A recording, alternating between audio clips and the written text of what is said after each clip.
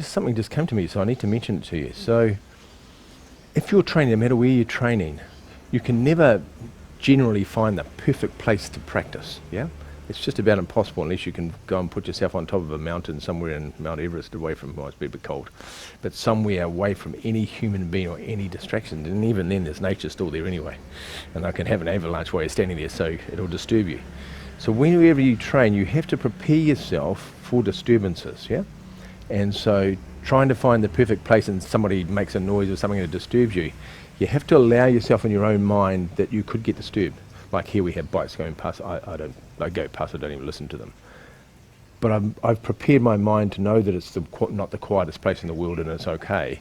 So then when the sound comes in, I don't get a fright from it. And you don't want to get a fright when you train. You don't want to be, if you've ever done a deep meditation, sitting in meditation, somebody opens the door, it gives you a hell of a fright. That's actually quite dangerous to your body energetically.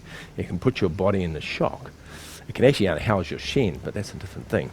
So allow yourself to be in a position wherever you are that something could happen to disturb you, and so your mind is already prepared that could happen, so you don't get a fright from it. It just goes, oh, okay, there it is. Yep. I just want to suggest that because it's such an important thing. Pretty hard to find a place where it's completely quiet and there's no noise or no disturbances or nobody opening doors or nobody dropping something outside or a branch falling down from a tree. It doesn't matter where you are, it can happen. But if you prepare yourself for that, then you don't get a shock from that, yeah? And that'll be a good thought.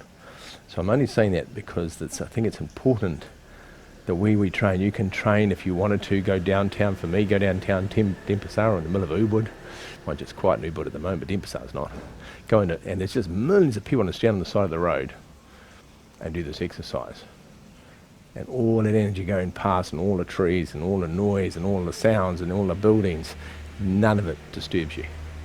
You sit there quietly in your own space and none of it can get to you. And I think it's important. And if you've ever trained in the park with all the people and people look at you and they watch you and you just let it all go and just come back to being present to yourself.